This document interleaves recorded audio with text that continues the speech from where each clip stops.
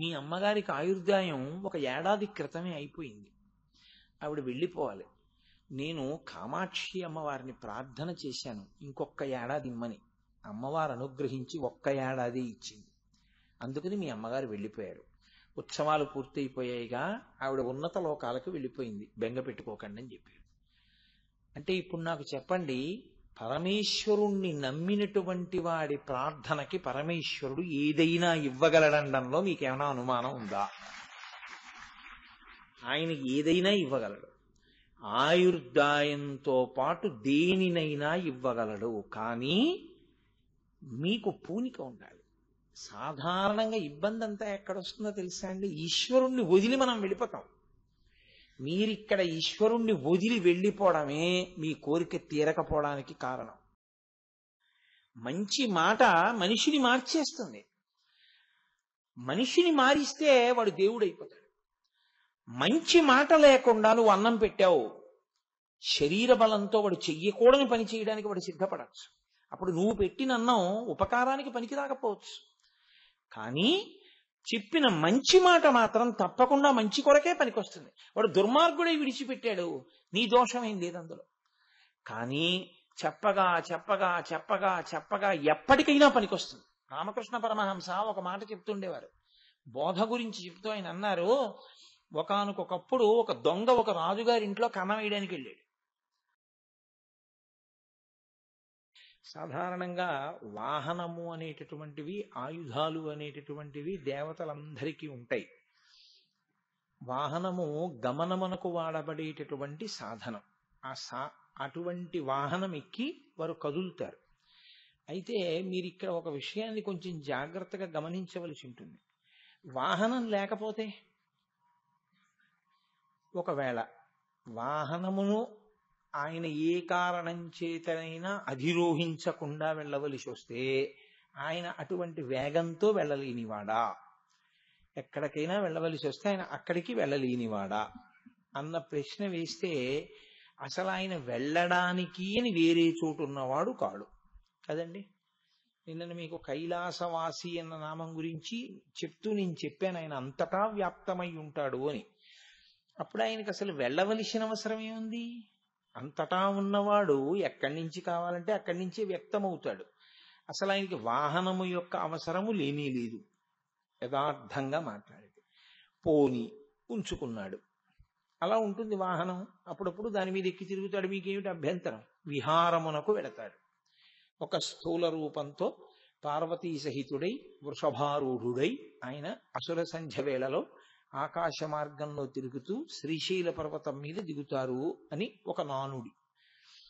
కాబట్టి ఇప్పుడు ఒక వాహనము విహారము కొరకు ఉన్నది, అభ్యంతరమే ఉంది అందులో? లేదు. వాహనం అనేటటువంటిది ఒక ఐశ్వర్యమునకు చిహ్నం. వాహనము ఒక యోగం కదండి లోకంలో. ఆయనకు ఒక వాహనం ఉంది, అదొక మర్యాద. ఆ వాహనమునకు మళ్ళీ ఒక స్థాయి ఉంది, అదొక మర్యాద. సైకిల్ ఉన్నవాడి కన్నా స్కూటర్ ఉన్నవాడికి ఉండే గౌరవం వేరు. స్కూటర్ ఉన్నవాడి కన్నా కారు ఉన్నవాడికి ఉండే గౌరవం వేరు. కారు ఉన్నవాడి కన్నా కారులో ఒక పెద్ద పడవంత కారు ఉన్నవాడికి ఉండే గౌరవం వేరు కదూ.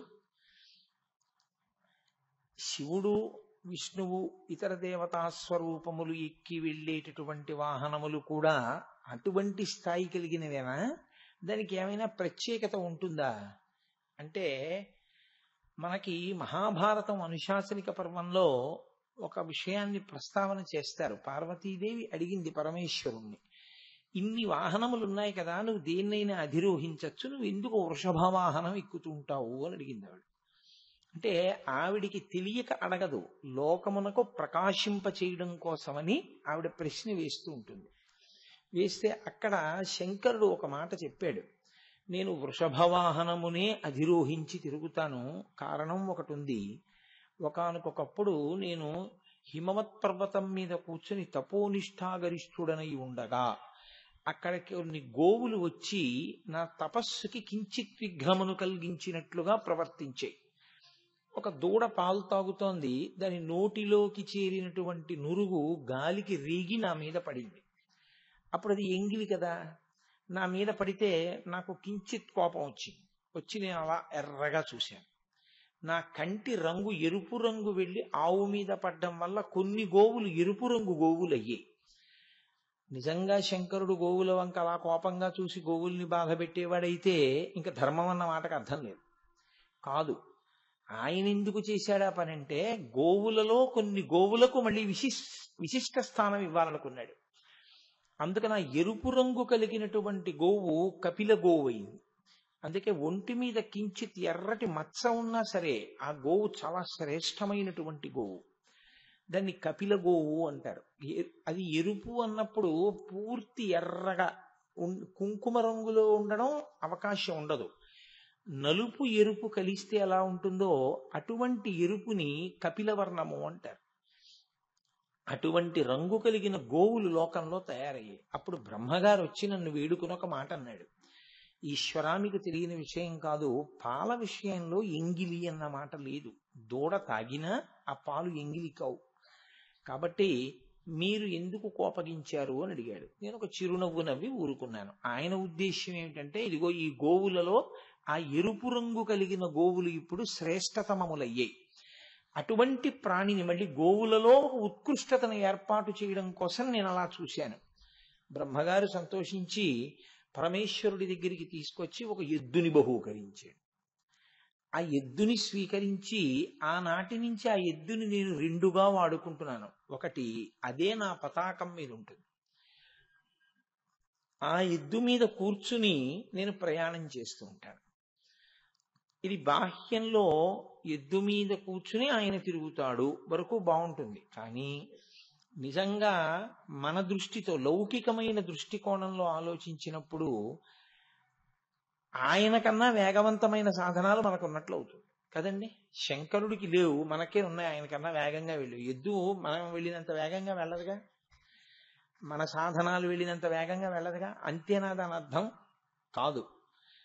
ఎద్దుని వృషాంకో అని కదా ముందు, ధ్వజమునందు గుర్తుగా కలిగినవాడు అన్న మాటకు అర్థం ఏమిటంటే వృష శబ్దము వర్షించడానికి మంగళప్రదమైనటువంటి దృష్టికోణమునకు, తాదాత్మ్యత కలిగినటువంటి దృష్టికి, శత్రు సంహారము చేయగలిగిన దృష్టికి, మిత్రులను ఉద్ధరించగలిగిన దృష్టికి అది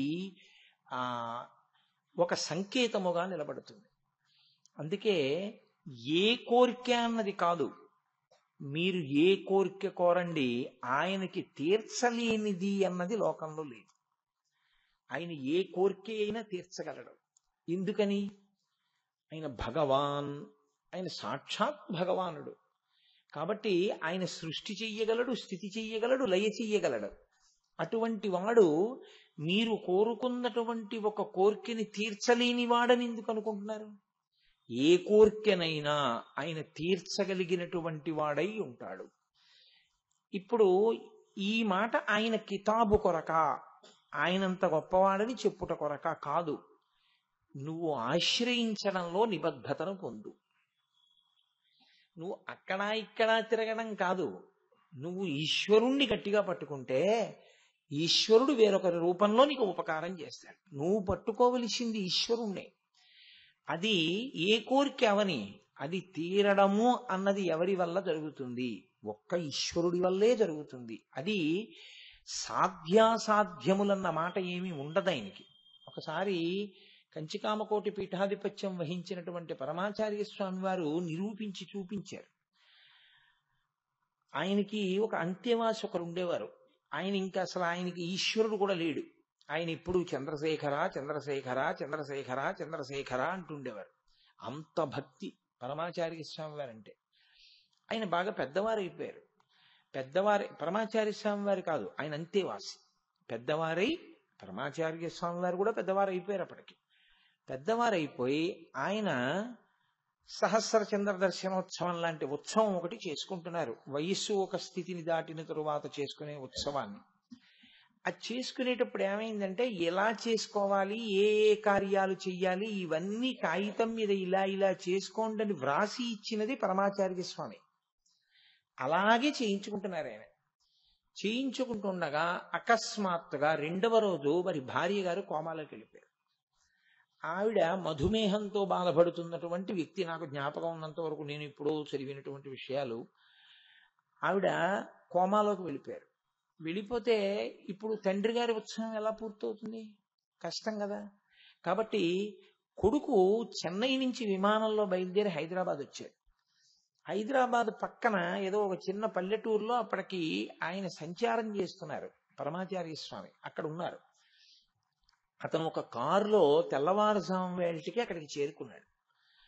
పరమాచార్య స్వామి వారు విశ్రాంతిలో ఉన్నారు. ఉండమన్నారు శిష్యులు.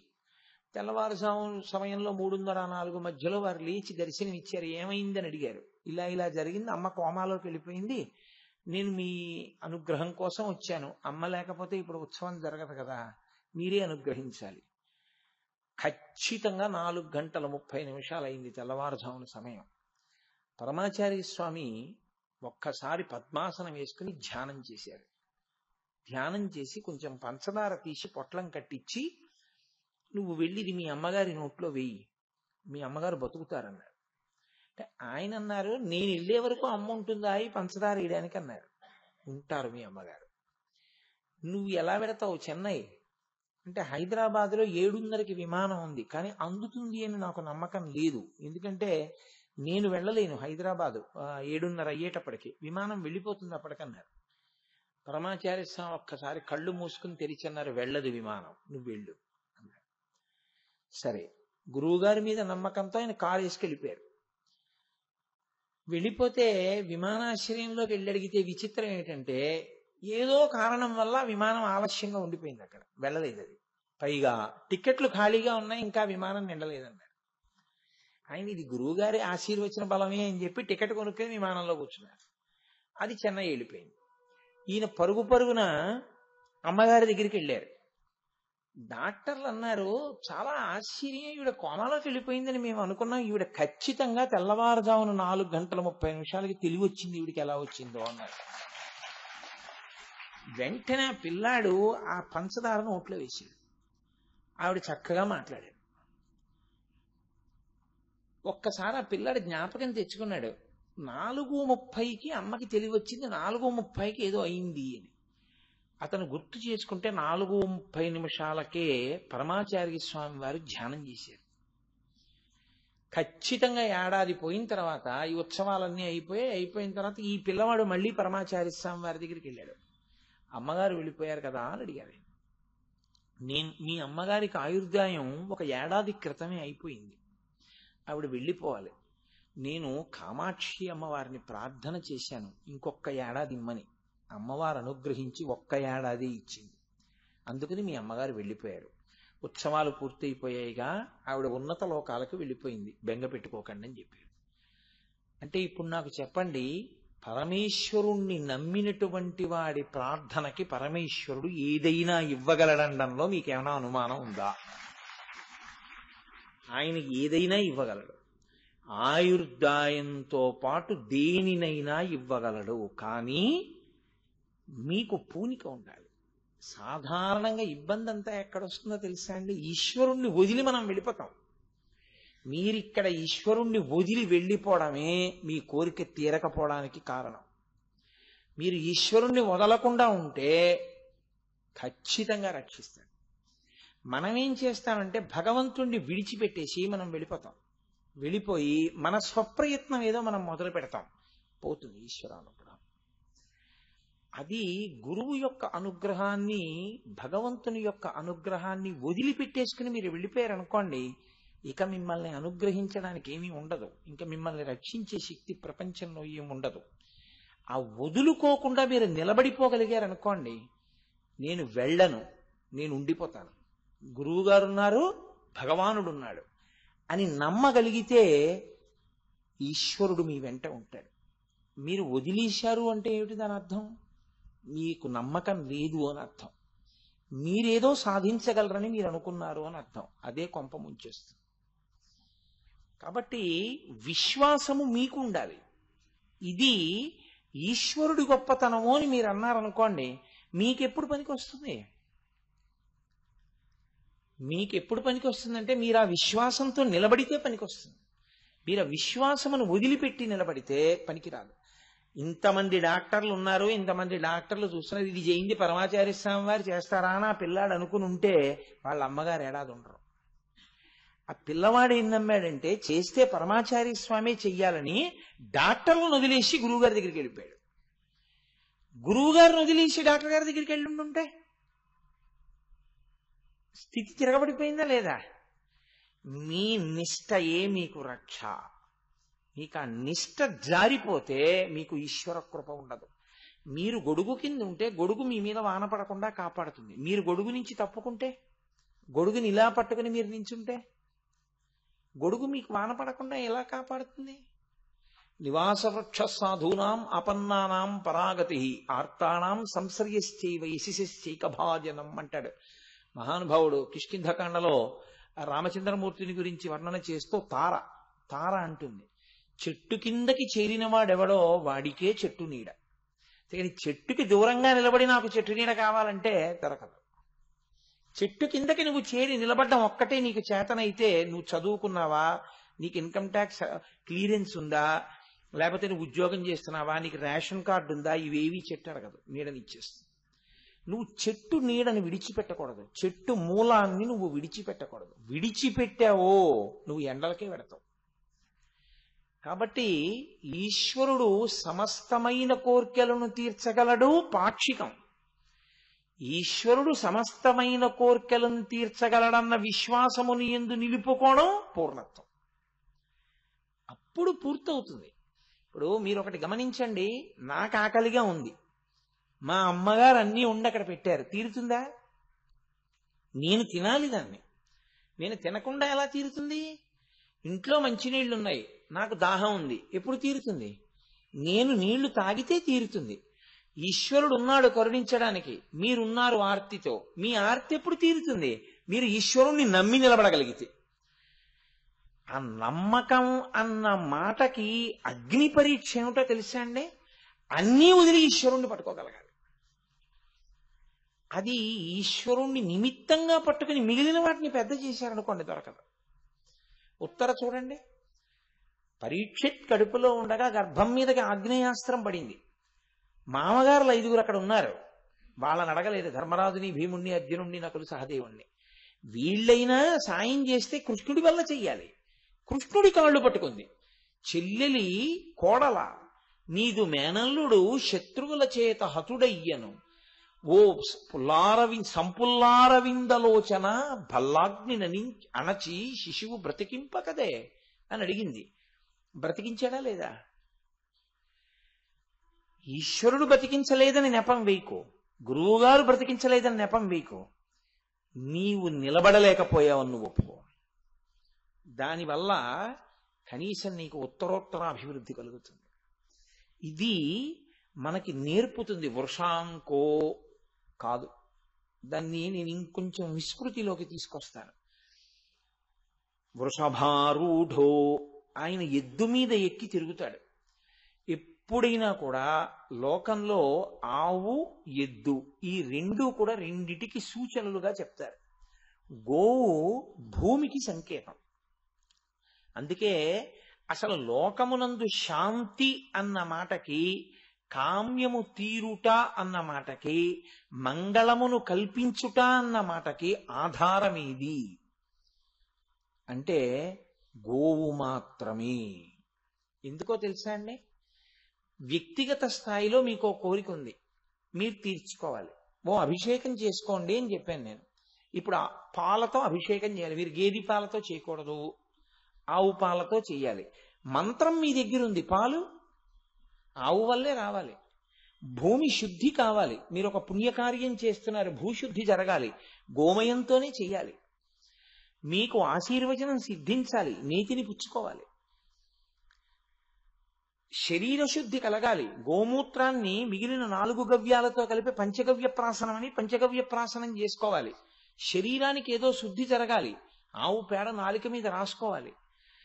ఆవు లేదు, మంత్రం ఉంది, మీకెవరేం చేస్తారు? మంత్రం ఉన్నా గోవు లేని నాడేది జరగదు. అందుకే మంత్రం వచ్చిన బ్రాహ్మణుడు మీకు ఉపకారం చేయగలడా? గోవు ఉపకారం చేయగలదా? అంటే గోవు లేనినాడు ఎంత మంత్రం వచ్చినా బ్రాహ్మణుడు కూడా మీకేం చేయలేడు. కాబట్టి అందుకే ముందు దేన్ని పెట్టారంటే గోబ్రాహ్మణేభ్య శుభమస్తు నిత్యం లోకా సమస్త సుఖినో భవంతు. లోకమంతా క్షేమంగా ఉండాలి, విశ్వము యొక్క కళ్యాణము కొరకు మీరు ఒక యాగం చేస్తున్నారు. ఇప్పుడు ఆ యాగం చేయించడానికి మంత్రభాగం తెలిసిన విప్రుడు ఉండాలి, స్వరంతో చెప్పగలిగిన వాడు. ఆయన చేయించడానికి పంచగవ్యాలు, అక్కడ అసలు అలకడానికి ఆవు పేడ కావాలంటే ఆవు లేనిది ఆయన ఏం చేస్తాడు? అందుకని ముందు గోవు తర్వాత విప్రుడు, ఆ తర్వాత క్రతువు. అసలు ముందు గోవు లేకపోతే ఏమీ లేవు. కాబట్టి గోవు భూమికి సంకేతం. అసలు భూమి అన్నది లేదనుకోండి, ఉత్తర క్షణంలో మీకు శ్రీ అన్నది లేదు. శ్రీ కాదండి, అస్తిత్వం లేదు. అసలు బ్రతకడం అన్న మాట పోయిందంతే. దేని మీద నిలబడతారు? ఆధారం లేదు, అథవా నిలబడ్డారు. తినడానికి ఏదొచ్చినా ఇందులోంచే రావాలి. శర్వాణి ఆ తల్లే ఇవ్వాలి. ఓ యాపిల్కాయ కావాలి, ఇందులోంచి రావాలి. అరటిపండు కావాలి, ఇందులోంచి రావాలి. కమలాఫలం కావాలి, ఇందులోంచి రావాలి. ధాన్యం కావాలి, ఇందులోంచి రావాలి. గోధుమలు కావాలి, ఇందులోంచి రావాలి. మొక్కలు కావాలి, ఇందులోంచి రావాలి.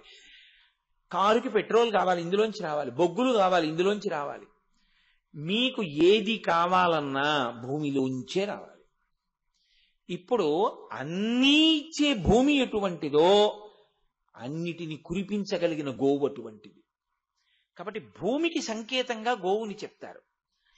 అన్నీ ఉన్నా అన్నిటినీ ఈశ్వరుడు మీ కొరకే సిద్ధం చేసిన ఈశ్వరుడు మీకెందుకు ఇవ్వడు? ఒక్క కారణానికే ఇవ్వడు, ధర్మము లుప్తమైతే ఇవ్వడు. మీరు అది జాగ్రత్తగా పట్టుకుంటే తప్ప అసలు వృషభవాహనం అన్న మాట అర్థం కాదు. మీరు చూడండి, ఇంట్లో అమ్మ పిల్లాడికి ఇష్టమని మంచి పకోడీ వండి పెట్టింది. స్కూల్ నుంచి వస్తాడు, పిల్లాడికి పెడదామని. పిల్లాడి కన్నా ముందు ఇంకా పిల్లలందరినీ ఒక లైన్లో బయటికి పంపిస్తారు కదండి. పంపించే ముందు టీచర్స్ వెళ్ళిపోవచ్చు. కాబట్టి టీచర్ గారు వెళ్ళిపోతూ ఓసారి అలా తలుపు కొట్టి ఆవిడ్ని పిలిచి, మీ అబ్బాయి పరిస్థితి ఏమీ బాగులేదు, ఎక్కడి నుంచి తెస్తున్నాడో తెలియదు, రోజు డబ్బులు పట్టుకొస్తున్నాడు, ఇంత చిన్న వయస్సులో వాడు చెయ్యరాని పనులు చేస్తున్నాడు, వాడు కొనకూడనివి కొని తాగకూడనివి తాగుతుండగా నా కంట పడ్డాడు. మీరు కావాలంటే వాడి జేబులు చూడండి, వాడి నోరు వాసన చూడండి, వాడి బట్టలు చూడండి, వాసన చూస్తే మీకు తెలుస్తుంది వాడు దురభ్యాసాలకు అలవాటు పడుతున్నాడండి అని. మేము స్కూల్లో ఎంతసేపు నిగ్రహిస్తాం, మీరు ఇంట్లో చూడాలి, మీ పిల్లాన్ని జాగ్రత్త చేసుకోండి అని చెప్పి టీచర్ గారు వెళ్ళిపోయారు. తెలుసున్నవారు కాబట్టి చెప్పాను సుమా అమ్మ అని. అమ్మ పకోడీ పిల్లాడికి పెట్టడానికే చేసింది. ఇప్పుడు కొడుకు వచ్చాడు, పెడుతుందా? దానాన్న తిను, పకోడీ నీకోసమే చేశానురా అని పళ్ళెంలో పోసి పెడుతుందా? పెట్టదు, ఉగ్రురాలు అవుతుంది. సరిగదా తండ్రికి కూడా చెప్తుంది. ఒకవేళ పెట్టవలసి వచ్చినా చాలా అన్యమనస్కంగా పెడుతుంది కదండి. వాడి కోసమే ఉండిన అమ్మ వాడికి ఎందుకు పెట్టలేదు? వాడు ఎలా ఉండాలని తల్లిదండ్రులు కోరుకున్నారో అలా వాడు ఉండలేదు, అందుకని వాడికి పెట్టలేదు తప్ప వాడికి పెట్టద్దన్నది అమ్మ కోరిక. నిజానికి అమ్మ పెట్టకుండా చేసుకున్నది వాడు. అయితే మీరు ఒక విషయం గమనించాలి, పెడదామనుకున్న అమ్మ పెట్టకుండా కొట్టింది, నాన్నగారు కొట్టారు, వారు ఏడుస్తూ పడుకుని నిద్రపోయాడు. అమ్మ మరిచిపోయింది. ఇంత గొడవలో మళ్ళీ వచ్చి గబుక్కుని పళ్ళెని తీస్తే పకోడీలు కనపడ్డాయి. అమ్మకి కన్నులంబట బొట బొట బొట బొట నీళ్లు పడిపోతాయి. ఇంత కష్టపడి మధ్యాహ్నం నుంచి చేశాను పెడదామని, పకోడీలు తినకపోగా అన్ని దెబ్బలు తిని పడుకున్నాడు అని వెంటనే అమ్మ ఈశ్వరుడికి ఏమన్నా నమస్కారం చేస్తుందంటే, వీడికి సద్బుద్ధిని ఈ తండ్రి, ఎందుకు ఇలా దెబ్బలు తింటున్నాడు, ఎందుకు ఇలా తప్పుగా ప్రవర్తిస్తున్నాడు అని బాధపడుతుంది తప్ప కొట్టడంలో క్రౌర్యం ఉందని మీరు అనగలరా? వాడిని దిద్దాలన్నది అమ్మ తాపత్రయం, అంతేకాని వాడిని కొట్టాలన్నది అమ్మ తాపత్రయం కాదు. శిక్షలో ఆర్తి ఉంది అమ్మకి. ఈశ్వరుడు కూడా వృషభం మీద కూర్చుంటాడంటే అర్థం ఏమిటో తెలుసా అండి? నువ్వు ధర్మాన్ని పట్టుకో, నీకు అర్ధకామములు నేను ఇస్తాను. అందుకే మీకు ప్రపంచంలో ఎక్కడా అసలు సంకల్పము అన్నది ఇంకా ఉండదు. మీరు ఏ ఇతర విశ్వాసముల యందు ఏ మనిషి వెళ్ళి ఇంకా ప్రత్యేకంగా కోరవలసినటువంటి అవసరం ఉండదు. నా కూతురికి పెళ్లి కావాలి, అది పురుషార్థము, జీవుడు అర్థిస్తున్నాడు ఆ కోరికని. నా కొడుక్కి ఉద్యోగం కావాలి, పురుషార్థము, నేను అర్థిస్తున్నాను. నా భార్య ఆరోగ్యంగా ఉండాలి, పురుషార్థము, నేను అర్థిస్తున్నాను. నేను 10 కాలాల పాటు ఇలా ప్రవచనం చేస్తూ 10 మందికి పనికొచ్చేటట్టు బ్రతకాలి, పురుషార్థము, నేను అర్థిస్తున్నాను. ఏది కోరినా ఒక్కటే చెప్తారు. మీరు గుళ్ళోకి వెళ్ళి పూజ చేయించుకునేటప్పుడు మీరు చెయ్యకూడనివి 2 ఉంటాయి. మీరు కొత్తగా ఒక సంకల్పాన్ని చెప్పి ఈశ్వరుడికి చెప్పవలసిన అవసరం ఉండదు. యథార్థం కారు కొనుక్కోవడం కోసం, ఇల్లు కొనుక్కోవడం కోసం అలా ఏం పూజలు చెయ్యక్కర్లేదు. 2, ఇంటి యజమాని పేరు చెప్పి ధర్మపత్ని సమేతస్య అంటే చాలు. మీ పేరు, మీ ఆవిడ పేరు, మీ అబ్బాయి పేరు, కోడలి పేరు, మనవల పేర్లు, మీ ఆఫీస్ పేరు, మీ కంపెనీ పేరు, మీ కుక్క పేరు అన్నీ ఈశ్వరుడికి చెప్పక్కర్లేదు. ఎందుచేత అంటే ఋషులు అలా నిబద్ధం చేశారు, అంత అందంగా దాన్ని తీసుకొచ్చారు. నా కొడుకు అందరూ బాగుండాలని అనుకున్నాడు అనుకోండి, మా ఇంట్లో అందరం బాగుండాలి అని అనుకున్నాడు అనుకోండి, నా పేరు మీద చేయించాలి పూజ. ఎవరి పేరు మీద చేయించమంటారు అని అడిగారు అనుకోండి, ఆత్రేయ గోత్రస్య కోటేశ్వర శర్మనామధేయస్య అని చేయండి, అంతే. నా పేరు చెప్పండి, మా చెల్లెలి పేరు చెప్పండి అని అడగక్కర్లేదు. ఎందుకో తెలుసా అండి, కోటేశ్వర శర్మనామధేయస్య ధర్మపత్ని సమేతస్య సకుటుంబస్య సపరివారస్య, నా కుటుంబం అంతా అందులోకి వచ్చేసింది. సపరివారస్య, అసలు నా పరివారం కూడా అందులోకి వచ్చేసారు, మళ్ళీ ఎందుకు పేరు చెప్తావు? అంటే ఋషుల కన్నా నీకు తెలుసనా, లేకపోతే నీవు కోరుకున్నది ఈశ్వరుడు తెలుసుకోలేడనా, నీ వాళ్ళు ఆయనకి తెలియదనా? దేనికి చెప్తున్నావు నువ్వు? అసలు అలా చెప్పక్కర్లేదు, అర్చకులు కూడా అడగక్కర్లేదు. అలా చెప్పినా అక్కర్లేదమ్మా అని చెప్పాలి వాళ్ళు. కాబట్టి ధర్మపత్ని సమేతస్య, ఇప్పుడు మీరు ఏ కోరికతో వచ్చారు అని మిమ్మల్ని అడగక్కర్లేదు ఎవరు. ఎప్పుడు చెప్పినా ఒకటే, ధర్మార్థ కామమోక్ష చతుర్విధ పురుషార్థ ఫల సిద్ధ్యర్థం. ఇంకా ఏమైనా పోని ఇంకా కోరిక ఉండిపోతే మనోవాంఛాఫల సిద్ధ్యర్థం అంతే. అసలు అది కూడా అనవసరం అంటాను. ఇంకా ఒక్కటంటే బాగుంటుంది, ఈశ్వర పాదార విందేన అచంచల భక్తి సిద్ధ్యర్థం. అది మంచి మాట. ధర్మ అర్థ కామ మోక్ష చతుర్విధ పురుషార్థ ఫల సిద్ధ్యర్థం. మొట్టమొదట తీసుకొచ్చి ఏం పెట్టారు? ధర్మం. చివరేం పెట్టారు? మోక్షం. చివర చెప్పిన దాన్ని పొందడానికి మొదటిది నువ్వు పట్టుకోవడం నీకు వచ్చా. అది పట్టుకోవడం రానంతసేపు అసలు చివరి దాని పేరు నువ్వు ఎత్తకు. చివరి దాన్ని పొందాలని నువ్వు ఎందుకు అనుకుంటావు? అసలు దాని మాట నీకెందుకు? నీకు ఆకలి తీరాలి, నువ్వు అన్నం తిను. ఎంతసేపు తింటావు? కడుపు నిండే వరకు తిను. కడుపు నిండింది ఊరుకో. అంతేగాని ఎంత తింటే కడుపు నిండుతుంది, ఇది ఒకటి తింటే నిండుతుందా, అది తింటే నిండుతుందా, అది వృధా తర్కం. నువ్వు తినడం మొదలుపెట్టు, కడుపు నిండిపోతుంది. చివరిది వచ్చేస్తుంది ఎప్పుడు? మొదటి దాంతో మధ్య 2 ముడి. ప్రాధాన్యత క్రమాన్ని చెప్పింది. చివరిది పొందవలసింది కాబట్టి పక్కన పెట్టేసేయండి. ఇంకా మిగిలినవి 3. మూడిటిలో 2 మీ మనసులో ఎప్పుడు ద్యోతకమవుతుంటాయి, అర్ధము కామము. ఈ 2 కదండి. ఈ అర్ధకామములు ఎప్పుడు ఎలా పొందాలో, ఎలా ఖర్చు పెట్టాలో, మనకి ముడి దేంతో పడాలో చెప్తుంది. ఇది పరిశీలనము. దీనికి ఎవ్వరి సాక్షి ఉండదు, మీకు మీరే సాక్షి. ఎందుకో తెలుసా అండి, అనుశాసనిక పర్వం చెప్తూ పార్వతీదేవి ధర్మముల గురించి నాకు చెప్పు అని అడిగింది పరమశివుణ్ణి. ఆయన ఆ ధర్మం గురించి చెప్తూనే ధర్మం పట్టు ఎక్కడొదిలేస్తే ఉత్తర జన్మల్లో ఎలా బాధిస్తుందో చెప్తాడు. అది ఏమవుతుందంటే మనం వదిలేసినప్పుడు బాగుంటుంది, అది అనుభవంలోకి వచ్చినప్పుడు భయంకరంగా ఉంటుంది. కాబట్టి అలా చెయ్యవద్దు. ధర్మాన్ని నువ్వు పట్టుకో, అర్థాన్ని ధర్మంతో ముడి, కామాన్ని ధర్మంతో ముడి. నువ్వు పొందేటప్పుడు, పొందడము అంటే ఏదో అర్థము ఎప్పుడూ భద్రత కొరకోనో భావనతో చేస్తూ ఉంటారు. ఏది చెయ్యాలన్నా ఓ 4 రూపాయలు ఉండాలి కదండి. ఒక విషయాన్ని మీరు బాగా జ్ఞాపకం పెట్టుకోవాలి, మీ ఆర్జన యొక్క విధానమేమి దాన్ని ఈశ్వరుడు దృష్టిలోకి తీసుకుంటాడు. ఎందుకంటే మీరు అందుకే గోదానం చేసేటప్పుడు ఏం చెప్తారో తెలుసా అండి? మీ దగ్గర ఇంకో రకం డబ్బున్న దాంతో గోవుని కొని దానం చేయదని చెప్తారు. అంతకన్నా దురన్యాయం ఇంకోట్లేదు. నీ కష్టార్జితంతోటే గోవుని కొనాలి. లేకపోతే శిష్యులు ఇవ్వచ్చు, కొడుకు కొనివ్వచ్చు. అంతేకాని అన్యాయమార్జితం అన్న మాట అసలు శాస్త్రంలో లేదు. అలా చేయకూడదు. అలా చేశావు అప్పుడు నీ ఏమవుతుందో తెలిసింటే అర్ధమనర్థం భావయ నిత్యం. ఈశ్వరుడు ఏం చేశాడంటే దాన్ని ఎలా కదపాలో కూడా చూస్తాడు. ఇప్పుడు దాని మించి అది కష్టరూపంలో బయటికి వెడితే బాధపడిపోతావు. కాబట్టి అర్థం సంపాదించడంలో ధర్మం ఉండాలి, వ్యయమునందు ధర్మం ఉండాలి. ఉంది కదా అని అపాత్రదానం చేయకూడదు. దేనికి పడితే దానికి ఖర్చు పెట్టకూడదు. పాత్రత ఎరిగి దానం చేయాలి. అందుకే దానం చేసేటప్పుడు దగ్గర పెట్టుకోవలసింది కొడుకుని, సంప్రదించవలసింది గురువుని. ఎందుకో తెలుసా అండి? ధర్మము తనతో ఆగిపోకూడదు.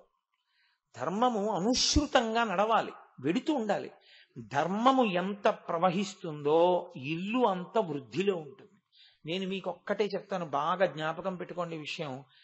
మీ ఇంటి శాంతియే మీరు కోరుకున్నది. అంతే.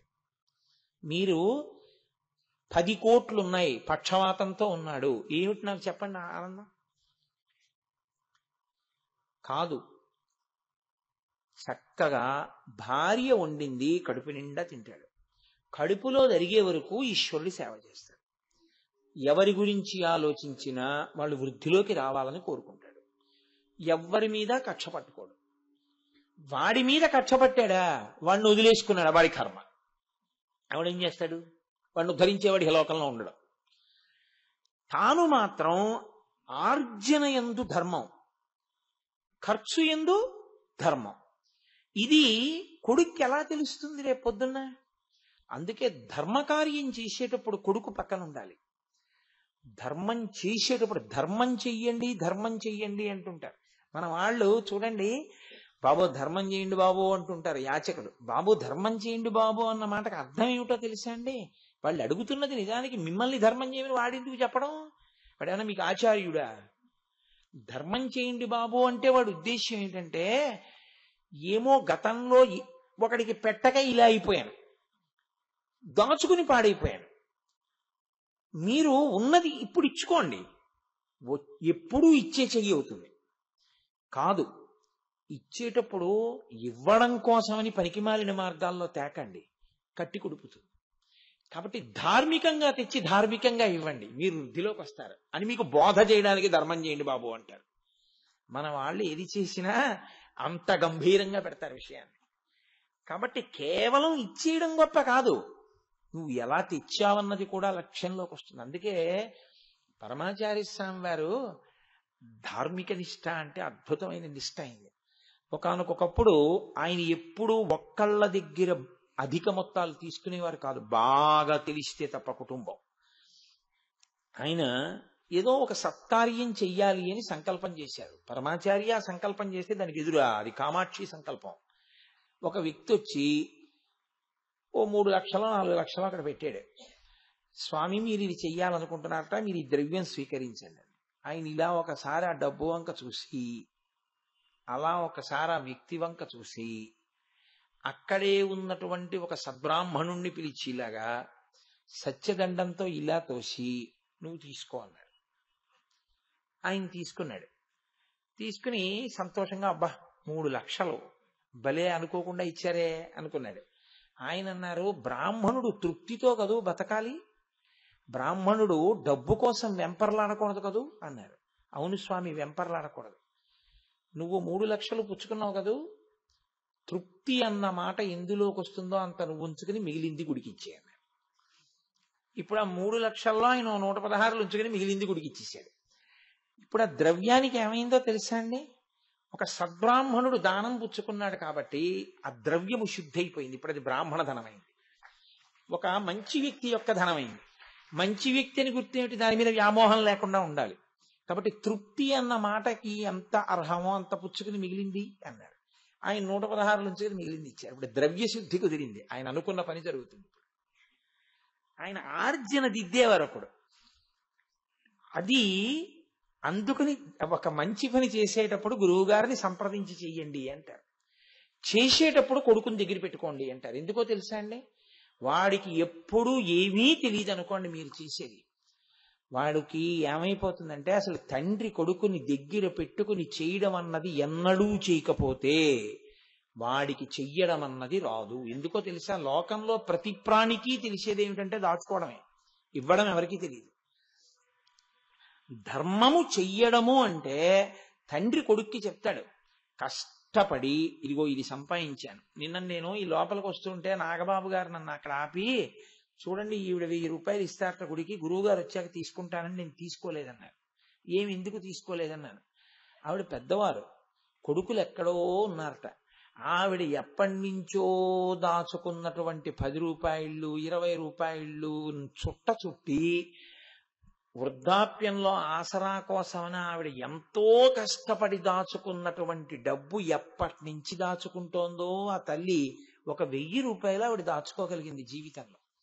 ఆవిడ ఆ 1000 రూపాయలు నన్ను కాపాడవో శివుడు నన్ను కాపాడతాడు అని నిర్ణయానికి వచ్చి ఆ 1000 రూపాయలు శివాలయానికి ఇచ్చేశారు. నేనన్నా, అమ్మ మీకు ఎవరైనా ఉన్నారా మిమ్మల్ని చూడ్డానికి అన్నాను.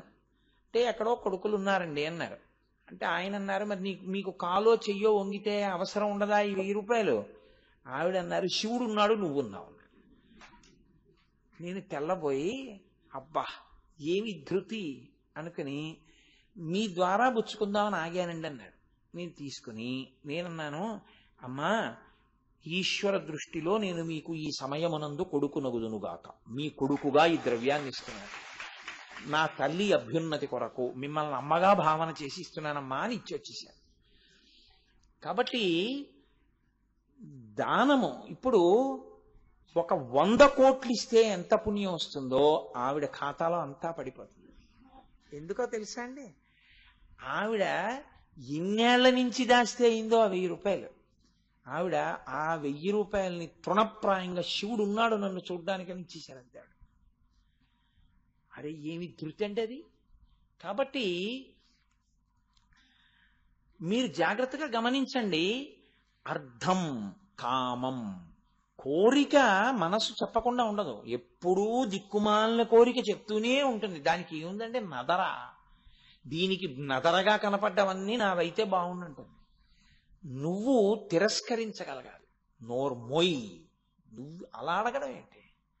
ఎటువంటి శరీరంలో ఉన్నావు? మనుష్య శరీరంలో ఉండి అదే నువ్వు కోరవలసిందే. ఇంకొకసారి ఎప్పుడైనా ఇటువంటి ప్రస్తావన తెచ్చావో అనుశాసన పర్వం ఇంకో 11 మాటలు చదివిస్తాను అని మీరు చెప్పారనుకోండి, అది ఊరుకుంటుంది. మీరు అంగీకరించారనుకోండి, అది మీతో ఎంత తప్పైనా చేయించేస్తుంది. అందుకే అర్థమనర్థం భావయ నిత్యం, కామమును అర్థమును పరిశీలనం చేస్తూ ఉండాలి, ఎప్పుడూ పరిశీలనం చేస్తూ ఉండాలి. ఇది రెండిటిని ధర్మానికి ముడేస్తూ ఉండాలి. ధార్మికమైన కామము ఏ దోషము లేదు. నాకు కొడుకు పుట్టాలి అని కోరుకున్నారనుకోండి, తప్పేమిటి? కొడుకు పుట్టాలని కోరుకోవద్దా? మరి పితృరుణం తీరద్దు? నా భార్యా బిడ్డలు కడుపు నిండా అన్నం తినడానికి కావలసినంత ద్రవ్యం కావాలి, ఏమీ తప్పులేదు. నేను కొద్దిగా దాన ధర్మాలు చేసుకోవడానికి నాకు ద్రవ్యం కావాలి, ఏమీ తప్పులేదు. నా ఆరోగ్యం బాగుండాలి, ఏమీ తప్పులేదు. ఇటువంటి ధార్మికమైనటువంటి కోరికలు ఏముంటాయో అవి ధర్మంతో ముడిపడుతోందా? అదొక్కటే మీరు చేసుకోవాల్సిన పరీక్ష. ధర్మంతో ముడిపడింది, మీరేమీ మొహమాట పడక్కర్లేదు, హాయిగా సంతోషంగా మీరు అనుభవించవచ్చు. ఈశ్వరుడు అందుకే ఇచ్చాడు భోగస్థానాలు, మీరు చక్కగా అనుభవించవచ్చు. ఓ కొబ్బరికాయ బెల్లం ముక్క ఈశ్వరుడికి నైవేద్యం పెట్టి కొబ్బరికూరు బెల్లం తినచ్చు. ఈశ్వరుడికి పాయసం నైవేద్యం పెట్టి తినచ్చు, నీ ఆరోగ్యం అనుమతిస్తే. ఇది అసలు తప్పు. ఇలా నేను ఇటువంటి కోరిక నా మనసులోకి రాకూడదు, ఇది ధర్మముతో ముడి పట్టలేదు. ఆ కోరిక అసలు ఈశ్వరుడి దగ్గర కాదు, నీలోకే రాకూడదు. ఈ పరిశీలనము నీకొస్తే నేను ప్రీతి పొంది నువ్వు అడగవలసిన అవసరం లేకుండా నేను నిన్ను చూస్తాను. ఇది ఆయన వృషభమునెక్కి తిరగడం, అది ధర్మము మీద ఎక్కి తిరగడం. అందుకే నేను అంటే ఏదో నా ఉపన్యాసం పూర్తి చేయాలి కాబట్టి అంతవరకే చెప్తున్నాను, కానీ మళ్ళీ ఈ ధర్మాన్ని అందరికీ పనికొచ్చే ధర్మాలు అని కొన్ని ఉంటాయి. సామాన్య ధర్మములు అంటారు. సామాన్య ధర్మములు సమస్త మానవాళికి ఉంటాయి. ఇతర ప్రాణులకు ధర్మం అన్న మాట లేదు. ఎందుకో తెలుసా అండి? వాటికి శాస్త్రము పనికిరాదు, గురువు ఉండడు, వాటికి అసలు తమని తాము సంస్కరించుకోవలసిన అవసరం వాటికి ఉండదు. వాటి అన్నిటికీ కలిపి ఒకటే ధర్మం, పశుధర్మం. మనకో నిరంతరం మారిపోతూ ఉంటుంది ధర్మం. నేను ఇప్పుడు ఇలా ఉన్నాననుకోండి, నేను ప్రవచనం చేసేవాడిగా నా ధర్మం నేను నిర్వర్తించాలి. నా రాగద్వేషాలకి లేకపోతే నాకున్నటువంటి మనసులో అభిప్రాయాలకి అనుగుణంగా శాస్త్రాన్ని మార్చే ప్రయత్నం చెయ్యకుండా శాస్త్రమునకు కట్టుబడి మాట్లాడడం నా ధర్మం. నేను ఇది దిగిపోయి ఇంటికి వెళ్ళిన తర్వాత నా భార్య నాతో ఏదైనా ఒక ఇంటి సమస్య గురించి చెప్తోందనుకోండి, అప్పుడు నాది భర్తృధర్మం. నేను ఆమె భర్తగా, ఇంటి యజమానిగా దాన్ని విని పరిశీలించి ఎలా పరిష్కరిద్దాం అని చెప్పడం నా ధర్మం. అంతేకాని అప్పుడు మెట్ట వేదాంతం చెప్పకూడదు దానికి. అలాగే నా కొడుకు దగ్గర నిలబడ్డాను అనుకోండి, పితృధర్మం. నా తల్లి దగ్గర నిలబడ్డాను అనుకోండి, పుత్రధర్మం. రేపు ఆఫీస్కి వెళ్ళాను అనుకోండి, ఉద్యోగి ధర్మం. ధర్మము ఒక్కలా ఉండదు. ఏకాదశి వచ్చిందనుకోండి ఉపవాసం ధర్మం, ద్వాదశి వచ్చిందనుకోండి పారణ ధర్మం. ధర్మము నిరంతరము మారుతూ ఉంటుంది. మారిపోయే ధర్మాన్ని, ఎవరి స్థానంలో ధర్మాన్ని వాళ్ళు పట్టుకోవాలి. అది అతిక్రమించడమే అన్నిటికన్నా దోషభూషితం.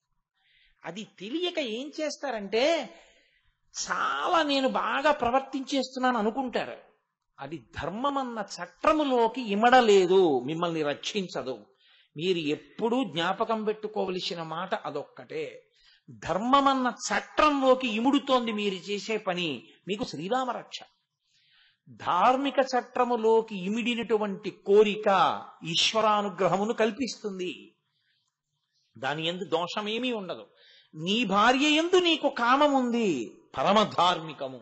నివర్తయమనోమత్త స్వజనే క్రియతాం మనః అని చెప్పింది సీతమ్మ.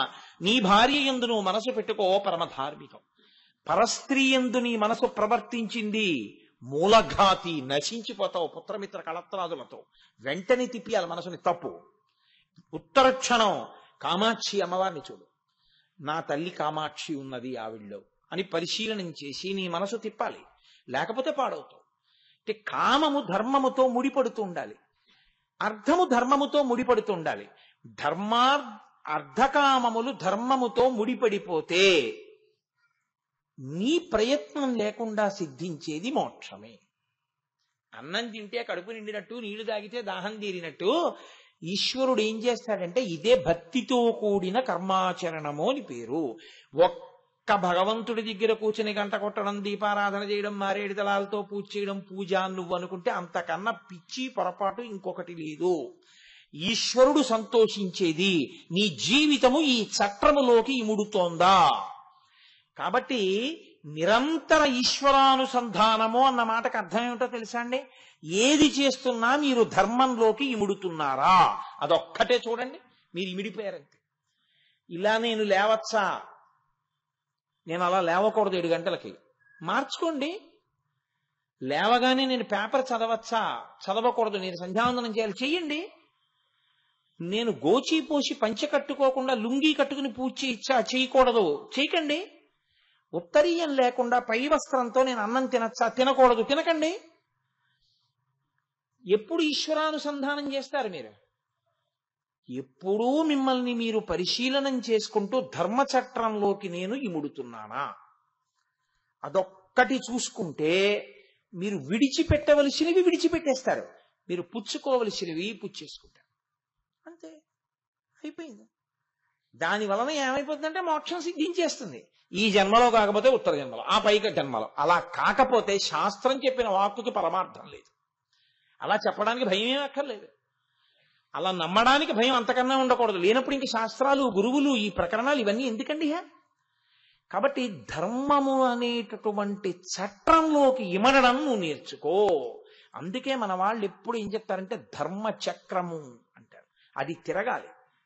అంటే ఒకనాడు పట్టుకుని ఒకనాడు వదిలేది కాదది. మీ ఊపిరి ఉన్నంత కాలము ధర్మం కూడా ఉంటుంది.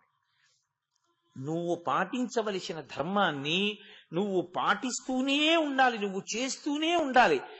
ధర్మముతో బ్రతకడమా, ధర్మమును విడిచిపెట్టి సుఖించడమా అన్న ప్రశ్న వస్తే ధర్మమును విడిచిపెట్టి సుఖించడం కన్నా ధర్మాన్ని పట్టుకుని ఏడుస్తానన్నాడు రామచంద్రమూర్తి.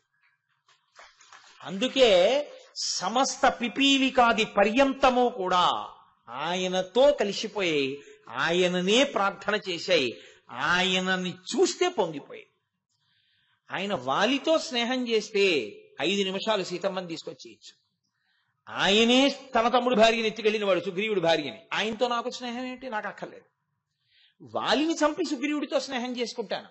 ధర్మంలో ఉన్నవాడితో నాకు స్నేహం కావాలి. అధర్మంలో ఉన్నవాడితో స్నేహం చేసి ధర్మచట్రంలోంచి నేను జారనన్నాడు ఆయన.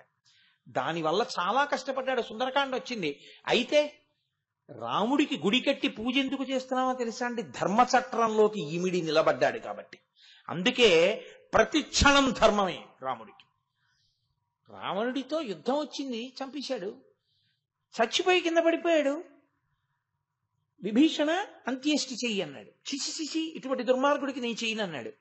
స్నేహితుడి అన్నయ్య నాకు అన్నయ్యే, నీ చేసేస్తాను నువ్వు చేయకపోతే. మీరు చేయడం ఏమిటి? అంతే.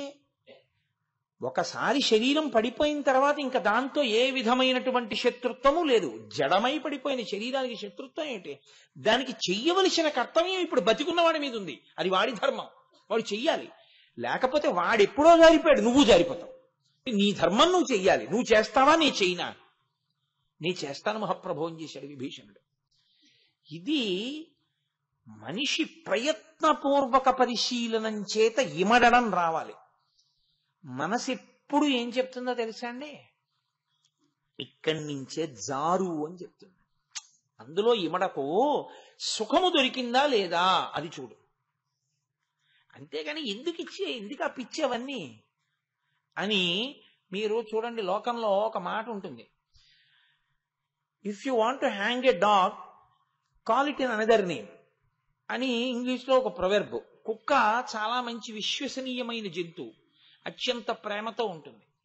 యజమాని కోసం ప్రాణం వదిలిపెట్టడానికే సిద్ధపడుతుంది. కానీ కుక్క ద్వారం దాటి లోపలికి రాకూడదు. వస్తే ఈశ్వరుడు ఆ రోజు ఆహారం తీసుకోడు. కాబట్టి కుక్కని ప్రేమతో చూడవచ్చు. కానీ ఆ కుక్కను చంపేద్దాం అనుకున్నాడు. ఇన్నాళ్ళు సేవిస్తున్న కుక్కను చంపేస్తానంటే బాగుండదు కదా. అందుకని ఏమన్నాడంటే, నేను పులిని చంపేస్తున్నానని చంపేశాడు. అది పులండి, అయ్యి బాబోయ్ అంటూ చంపేశాడు. కుక్కని చంపేయాలని నిర్ణయానికి వచ్చి పులిని పేరు పెట్టి చంపేయడం ఎటువంటిదో, అందరికీ పనికొచ్చేటటువంటి సనాతన ధర్మంలోని ధార్మిక చట్రంలోంచి ఇవన్నీ మూఢనమ్మకాలని పైకి తీయడం కూడా అటువంటిది. ధార్మిక చట్రంలోకి నువ్వు ఇమిడితే నీ అభ్యున్నతి. సుఖాల కోసం ధార్మిక చట్రంలోంచి తప్పించే ప్రయత్నం చేయడం వ్యక్తి అభ్యున్నతిని నాశనం చేయడమే. కాబట్టి ధర్మచట్రంలో ఇమడమనే చెప్పాలి ఎవరు చెప్పినా. అందుకే ఎప్పుడు బోధ దేని మీదకి వెడుతుందో తెలుసా అండి? ధర్మం ధర్మం ధర్మం, దాని మీదే కూర్చుంటుంది. అందుకే సనాతన ధర్మంలో అన్నిటికన్నా సర్వోత్కృష్టమైన సేవ ఏది అని అడిగారు. అన్నదానం చేయడం, ఉచిత కంటి శస్త్రచికిత్సలు చేయడం మంచివే, నేను కాదంటలేదు. కానీ పతాక స్థాయిలో మంచి ఏమిటో తెలుసా అండి? మంచి మాట చెప్పడమే. మంచి మాట మనిషిని మార్చేస్తుంది. మనిషిని మారిస్తే వాడు దేవుడు అయిపోతాడు. మంచి మాట లేకుండా నువ్వు అన్నం పెట్టావు, శరీర బలంతో వాడు చెయ్యకూడని పని చేయడానికి వాడు సిద్ధపడచ్చు. అప్పుడు నువ్వు పెట్టిన అన్నం ఉపకారానికి పనికి రాకపోవచ్చు.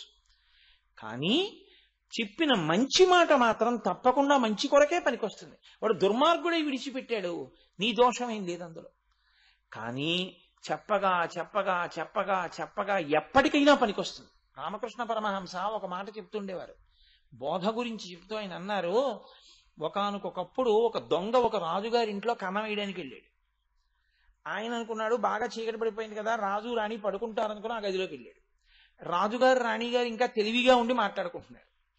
రాణిగారు అంటోంది, ఒక్కతే కూతురు కదా, మన ఇంటికి ఎవరల్లుడుగా వస్తాడో అతనికే రాజ్యం అంతా ఇచ్చేయాలి కదా, మంచి పిల్లాన్ని చూసి మన అమ్మాయికి ఇచ్చి చేద్దాం, అంత అందాల రాశి కదా మన కూతురు అని అంటే భర్త అన్నాడు, అవును, కానీ ఎవరికిచ్చి మన అమ్మాయిని పెళ్లి చేస్తానన్నా ఉత్తరోత్తర అంతా వాడికే చెందుతుందని మంచివాడిలా ప్రవర్తిస్తాడు ప్రతివాడు. కాబట్టి నేనేం చేస్తానో తెలుసా, సర్వసంగ పరిత్యాగం చేసిన వాడు ఉంటాడే అలాంటి వాడిని ఒకడిని చూస్తాను, చూసి పిల్లనిస్తాను. ఆయన ఏదో అన్నాడు మాట వరుసగా ఆ మాట, ఇది ఆ దొంగ విన్నాడు. వాడనుకున్నాడు అని రేపు ఈశ్వరుడికి అటువంటి మంచి పిల్లాడొకడు దొరకాలి అని కోరుకుని మన ఇద్దరం కలిసి గుడికెడదాం నీలకంఠేశ్వరాలయానికి. అలాగే అందావిడ. వీడనుకున్నాడు, ఇప్పుడు నేను ఇక్కడ వజ్రాలు వైడూర్యాలు దొంగిలించడం ఎందుకు, ఈ రాజ్యమే నాదైపోతుంది. రేపు నేను ఏ కోరిక లేని వాళ్ళ ఏదో తెల్లటి బట్టో లేకపోతే ఏ రంగు బట్ట కట్టుకుంటే లోకం ఇంకా ఆయన ఏ హింస చెయ్యడని నమ్ముతుందో అటువంటి బట్ట ఒకటి కట్టుకుని గుడి మెట్ల మీద కూర్చుంటాను. కూర్చుంటే రాజుగారు అటుగా వచ్చి, కుర్రాడు ఇలా ఉన్నాడు, మంచి బాగున్నాడు అనుకుని ఒకవేళ నన్ను అల్లుండి చేసేసుకుంటే అంతా నాదైపోతుంది కదా, గొడవ వదిలిపోతుంది అని వాడు అలాంటి బట్ట కట్టుకుని గుడి మెట్ల మీద కూర్చున్నాడు. రాజు రాణి అలా వెళ్ళిపోతూ నిజంగా వాడిని చూసి, అబ్బా ఎంత బాగున్నాడో, బలాఢ్యుడు, కండలు తిరిగి ఉన్నాడు, మంచి తేజోవంతుడు, వీడికి పిల్లనిస్తే బాగుంటాడు అని, ఏమాయ్ నీకు పిల్లనిస్తాం మా అమ్మాయిని చేసుకుంటావా, నేను మహారాజుని. వాడు ఒక్కసారి ఆ బట్ట కట్టుకోగానే వాడు అటువంటి భావనతో అక్కడ కూర్చోగానే వాడికి అనిపించింది, నటన చేద్దామని కూర్చుంటేనే పిల్లనిస్తున్నారే, నిజంగా నేను ఇటువంటి భావనతోనే ఉండిపోతే నేను ఏది పొందుతానో అనుకుని నాకు ఏమీ అక్కర్లేదని వాడు నిజంగా అన్ని విడిచిపెట్టేశాడు. కాబట్టి బోధ ఒక మాట మార్చేస్తుంది మనిషిని, ఒక్క మాట ఎంతంత దూరం తీసుకెడుతుందో. అందుకని ధర్మాన్ని బోధ చేస్తూనే ఉంటారు. దీని కొరకే మహాత్ములైనటువంటి వారు అలా కష్టపడి దేశ సంచారం చేస్తూనే ఉంటారు. వాళ్ళ కర్మ ఎందుకు తిరగడం అంటే వాళ్ళ కొరకు కాదు, ధర్మాన్ని నిలబెట్టుట కొరకు. కాబట్టి వృషభధ్వజ అన్న నామంలో మీరు అర్థం చేసుకోవలసింది, పట్టుకోవలసిన ధర్మచట్రంలోకి మీరు ఇమిడితే ఈశ్వరుడు మిమ్మల్ని ఎప్పుడూ రక్షిస్తూ ఉంటాడు. ధర్మ అన్న దాని అర్థం ఏమిటో తెలుసా అండి? మీరు దీపం దేనికి పెట్టారు? పురుగుల్ని చంపేద్దామనే. కార్తీక దీపం అని త్రయంబక స్వరూపంగా దాన్ని అక్కడ పెట్టారు. దీపపు పురుగు అందులో పడిపోయినది, దాని లక్షణం. మీరేం చేస్తారు?